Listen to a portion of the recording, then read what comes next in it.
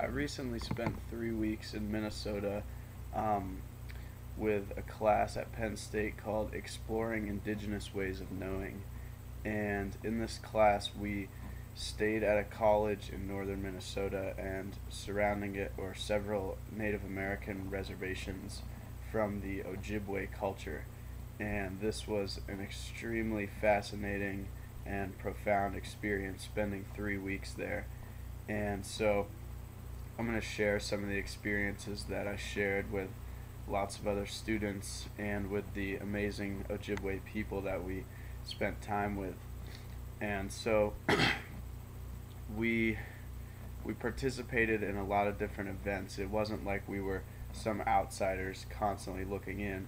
I mean, in some sense we were, but we really were enabled to participate in various activities. So we were lucky enough to be able to do a sweat lodge with two medicine men who are actually from Canada, and because northern Minnesota is really close to Canada, and these medicine men were named Richard and Dennis. They had very profound teachings, and then we did a sweat lodge, and Richard was in the sweat lodge, and that for me was a really profound experience that I never had before. And it was also the first time I'd fasted for an entire day. And one of the things that the medicine man said was that when you fast, you are your body is empty and you're able to be filled with knowledge, which I really resonated with, and I thought that was really cool.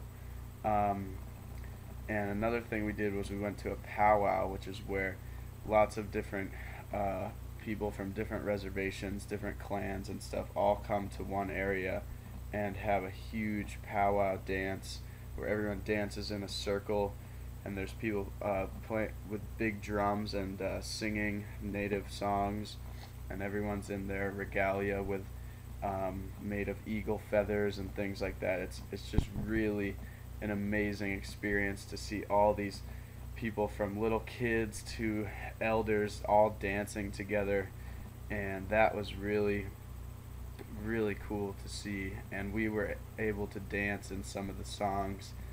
um, and another thing we did was we went to a big drum ceremony, which was where it's they do it like once a month usually, I think, and they gather in a big facility, and they have like the drummers in the middle singing songs, and then they also have the dancers. But it's different than the powwow because they have gift giving within the circle, and so you invite someone to dance and you give them a gift, and then they dance with you and they show off the gift, and then they often just hand the gift to somebody else, and it's kind of a gift economy in a way, and it really builds community, and that was really amazing as well. Um, and so after the sweat lodge that I just mentioned, um, a few of us were given Indian names by the medicine men, and I was lucky enough to receive the name uh, Naagoni Quad, which means leading cloud. And so they were like smoking their sacred pipe, and we told them our name, and then they kind of meditated on it for maybe 10 or 15 minutes, and then they just gave us this name um,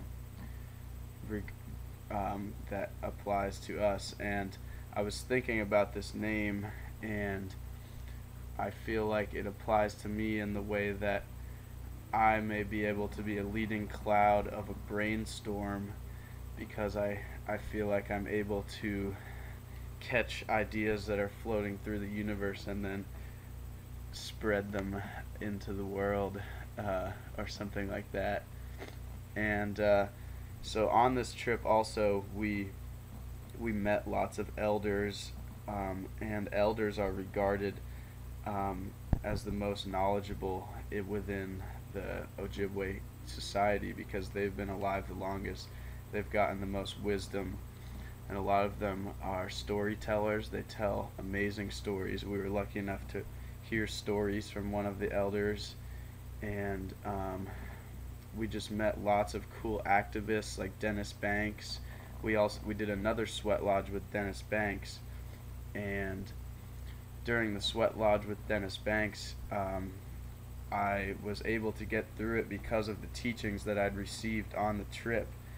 And these teachings are that you should, it's key to operate from your heart and not only your mind, because your mind will give you a million reasons why you can't do something, but your heart knows that you can do it. And that really helped me get through this intense sweat lodge ceremony. And I'm going to make another video about a continuation of these teachings, and also what we can do to help protect this amazing culture that has so much to teach and offer, and that Western culture really needs to learn from if we want to sustain ourselves in this world.